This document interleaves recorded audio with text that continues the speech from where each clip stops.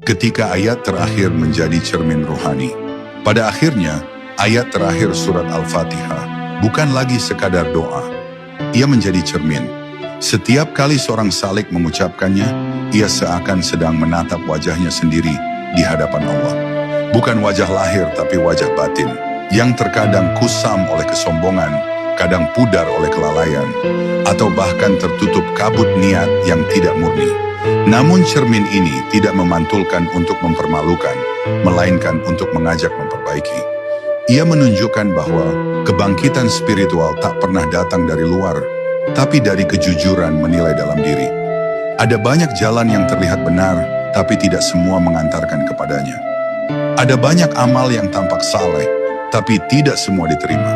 Maka ketika seorang salik sampai pada titik ini, membaca ayat terakhir dengan gemetar, dengan penuh kesadaran akan kelemahan dirinya, itulah saat Allah menanamkan rahmat di dalam hatinya.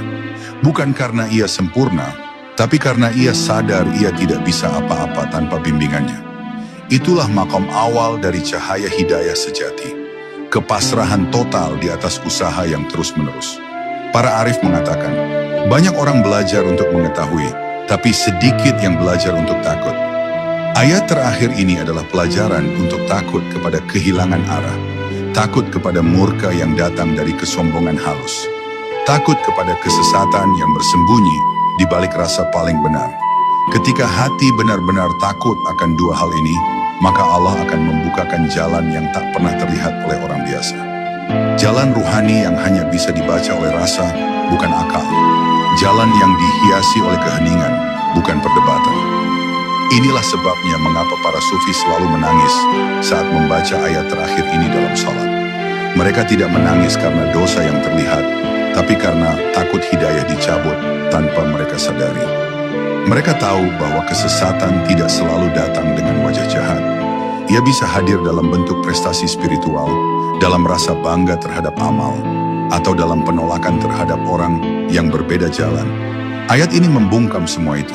Ia mengajarkan bahwa keselamatan tidak ditentukan oleh pengetahuan, tapi oleh kerendahan hati untuk terus dibimbing.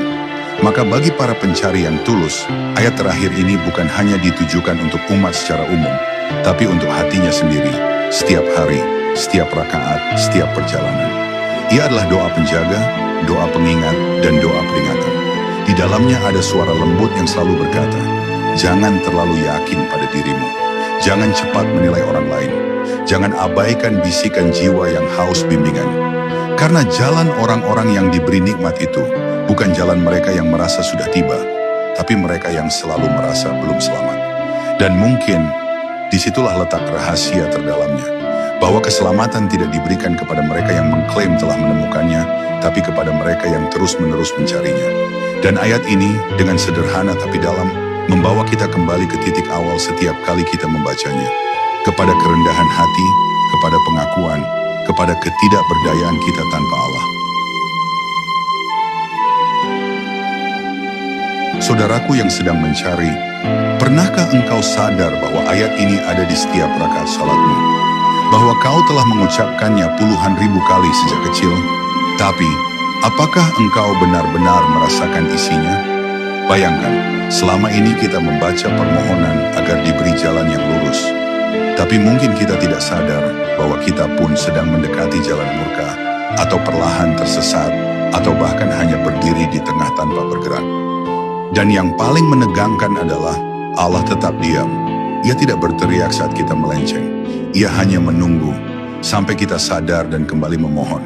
Dan jika hari ini engkau mulai menggigil dalam setiap bacaan ayat itu, jika mulai muncul rasa takut saat menyebut ghairil maghdubi alaihim waladdallin, maka ketahuilah, itu bukan kelemahan. Itu adalah tanda bahwa hatimu mulai hidup. Jangan lewatkan ayat ini lagi seperti formalitas sholat.